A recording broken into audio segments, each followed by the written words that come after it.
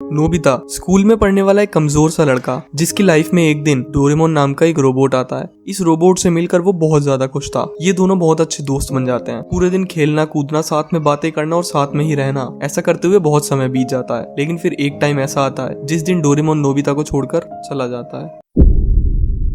एक दिन नोबिता अपने स्कूल से जब घर वापस आता है तो वो देखता है कि डोरेमोन लेटा हुआ है। तो नोबिता अपने स्कूल की सारी शिकायतें डोरेमोन से करने लगता है। लेकिन वो देखता है कि डोरेमोन नहीं उठ रहा है, तो वो डोरेमोन को हिलाता है, लेकिन डोरेमोन फिर भी नहीं उठता। तो उसके बाद में वो डोरेमोन को बहुत जोर से हिलाने लगता है और नोबिता को अब डर लगने लगा था कि डोरेमोन उठ क्यों नहीं रहा। लेकिन इतना हिलाने के बावजूद भी डोरेमोन की तरफ से कोई रिस्पॉन्स नहीं आ रहा था।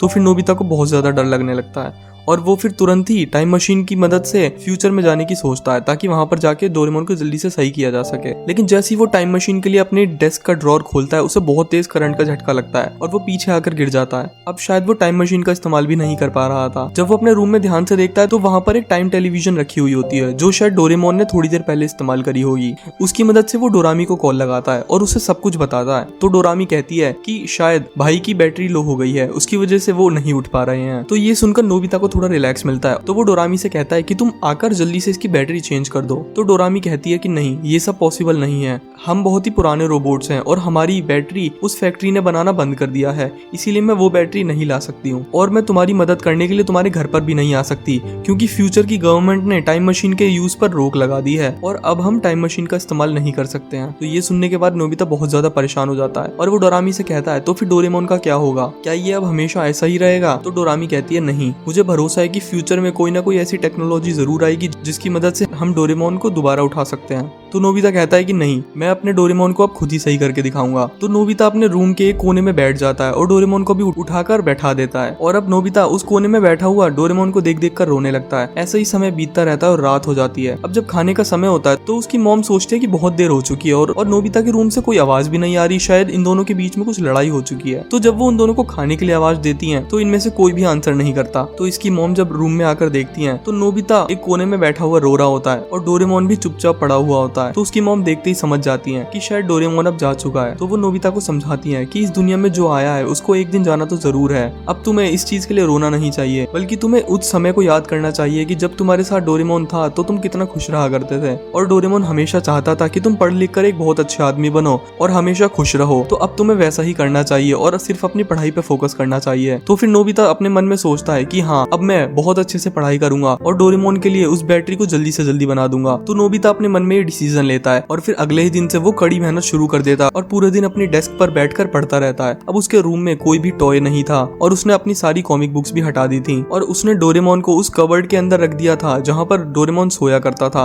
अब ऐसा करते करते डोरेमोन को सोए हुए एक हफ्ता बीत जाता है और इस एक हफ्ते के अंदर नोबिता अपने घर से बाहर नहीं निकला था और पूरा दिन सिर्फ पढ़ता रहता था। अब इतना समय बीतने की वजह से और नोबिता पूरे दिन घर में रहता था, तो फिर वो आज सोचता है कि मुझे शायद बाहर थोड़ा घूम के आना चाहिए। जब वो बाहर जाता है तो रास्ते में उसे शिजुका मिलती है और शिजुका उससे पूछती है कि तुम इतने दिनों से स्कूल क्यों नहीं आ रहे और तुम किसी से मिलते भी नहीं हो। तो नोबिता कहता है कि कल से मैं जरूर स्कूल आऊंगा और रोज स्कूल आया करूंगा, लेकिन मेरा अब किसी से भी बोलने का मन नहीं करता। तो शिजुका नोबिता से कहते हैं कि क्यों, ऐसा क्या हुआ है? तो नोबिता उसे बताता है कि डोरेमोन हमेशा के लिए जा चुका है। ये सुनकर शिजुका को भी बहुत ज्यादा बुरा लगता है और वो नोबिता से और सवाल नहीं करती और वो दोनों अपने अपने घर के लिए चले जाते हैं। रास्ते में उसे सुनियो और जियान मिलते हैं। तो वो सुनियो जियान से कहती है कि अब डोरेमोन नोबिता की जिंदगी से हमेशा के लिए जा चुका है और अब तुम लोग नोबिता से डोरेमोन की कोई भी बात मत करना ताकि उसे बुरा ना लगे। तो वो लोग शिजुका की बात मान जाते हैं। अब अगले दिन जब नोबिता स्कूल में आता है तो फिर वो मन लगा के पढ़ाई करने लगता है और वो अब किसी से भी नहीं बोलता था और ना ही उसे खेलना पसंद था और अब ना ही उसकी स्कूल में ज्यादा डांट पड़ती थी, क्योंकि वो अपना होमवर्क अब टाइम पे पूरा किया करता था और अब वो पूरी तरीके से बदल चुका था।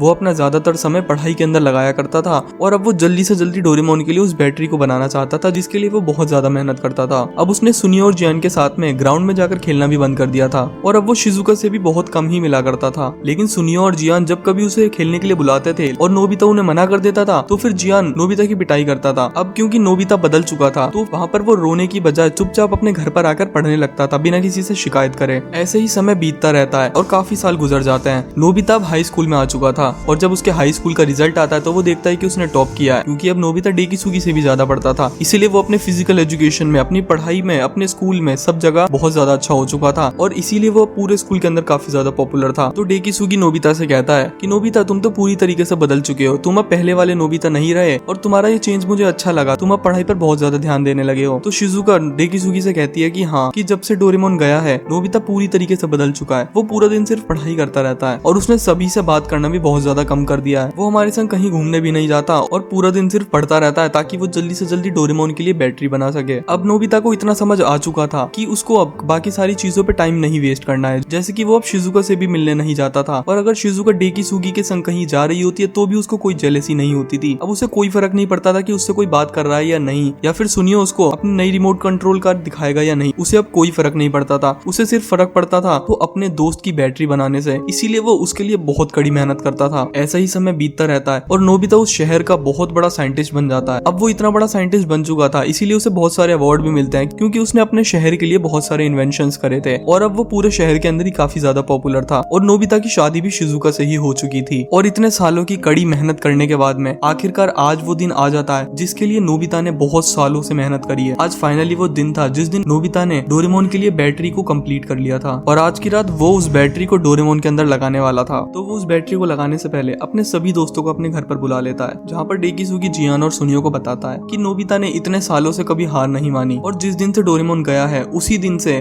डोरेमोन के लिए नई बैटरी बनाने में लगा हुआ है। इतने सालों की कड़ी मेहनत का फल शायद उसे आज मिलने वाला है। तो जियान उसे कहता है, तुम कहना क्या चाहते हो, मेरे कुछ भी समझ नहीं आ रहा। तो डेकिसुगी उसे कहता है कि नोबिता इतने सालों से जिस बैटरी पर काम कर रहा था आज वो कंप्लीट हो चुकी है और आज रात को वो डोरेमोन के अंदर उस बैटरी को फिट करने वाला है और अगर सब कुछ सही रहा तो डोरेमोन फिर से उठ जाएगा और हम सभी लोग अपने उस समय में वापस चले जाएंगे जिस दिन ये सारी घटना हुई थी। जियानो और सुनियो ये पूरा प्लान सुनकर बहुत ज्यादा शॉक थे। इतने सालों से जब डोरेमोन नोबिता के पास में नहीं था तो नोबिता को उसकी बहुत ज्यादा याद आती थी और अब नोबिता पहले की तरह बुद्धू भी नहीं था, वो काफी ज्यादा इंटेलिजेंट हो चुका था। तो उसने ये प्लान पहले ही बना लिया था कि जिस दिन मैं डोरेमोन की बैटरी फिर से बना लूंगा और डोरेमोन दोबारा से जिंदा हो जाएगा, हम अपने समय में फिर से वापस चले जाएंगे ताकि मुझे डोरेमोन के बिना रहना ही ना पड़े। तो नोबिता जल्दी से अपनी लैब में जाता है, वहाँ पर जाकर सारे अरेंजमेंट्स करता है और फाइनली डोरेमोन के अंदर उस बैटरी को फिट कर देता है, जिसके बाद